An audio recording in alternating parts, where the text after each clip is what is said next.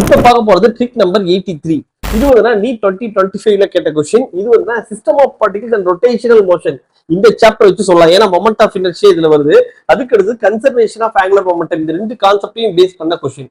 ஓகேவா? இந்த கொஸ்டின் வந்து பாருங்க, the sun rotates around its center once in 27 days. இப்ப சன் வந்து என்ன பண்ணுது, அது தன்னைத்தானே சுத்திக்கிறதுக்கு 27 டேஸ் எடுத்துக்குது.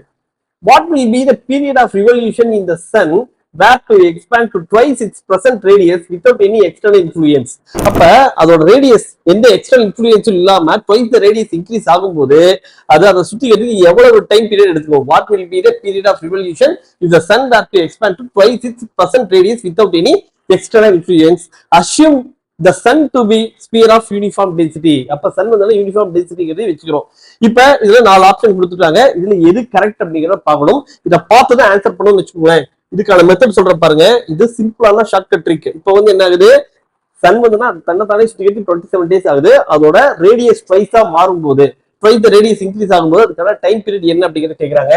அப்ப ட்வைஸ் அப்படிங்கிறப்ப என்ன பண்றோம், 2 ஸ்கொயர் இன்ட்டு 27 days. அப்ப 2 ஸ்கொயர் இன்ட்டு 27 என்ன வரும், 4 into 27 வரும். 4 into 27 ஆன்சர் வந்து 108 days. இது பார்த்து தான் ஆன்சர் பண்ற மெத்தட். ஓகேவா? இதுக்கான ரெகுலர் மெத்தட் வந்து என்ன அப்படிங்கறத பாருங்க. நமக்கு வந்து என்ன, ஒரு ஸ்பியர் அது தன்னைத்தானே ஆக்சிஸ் சுத்தும் போது அதுக்கான மொமெண்ட் ஆஃப் இனர்ஷியாக்கான ஃபார்முலா பாருங்க. I is equal to 2/5 mr square அப்படிங்கிறது வரும். அப்ப கன்சர்வேஷன் ஆஃப் ஆங்குலர் மொமெண்டம் படி என்ன formula, I dash omega dash is equal to I omega.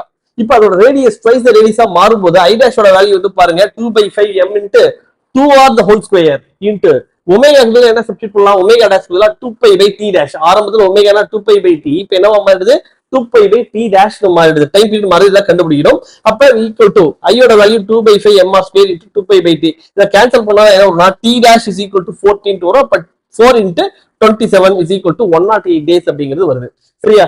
இப்ப ஒருவேளை த்ரைஸ் த ரேடியஸ் அப்படின்னா என்ன வரும்னா 3 ஸ்கொயர், அப்ப 9ஆல மல்டிப்ளை பண்ற மாதிரி வரும். சரியா? அப்ப இதே ஷார்ட்கட்ல வந்து பாருங்க, ட்வைஸ் த ரேடியஸ் இல்லாம த்ரைஸ் இட்ஸ் பிரசன்ட் வேல்யூ அப்படின்னு சொன்னாங்கன்னா அப்ப 3 ஸ்கொயர் போட்டா என்ன வரும், 9 அப்படிங்கிறது வரும். இந்த மாதிரி நிறைய டிப்ஸ் அண்ட் ட்ரிக்ஸ் வீடியோஸ் வேணும் அப்படின்னா நம்ம சேனலை சப்ஸ்கிரைப் பண்ணுங்க.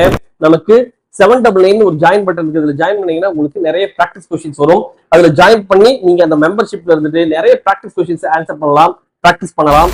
அதுக்கு அடுத்து உங்க ஃப்ரெண்ட்ஸுக்கு சஜஸ்ட் பண்ணுங்க, லைக் பண்ணுங்க. தேங்க்யூ.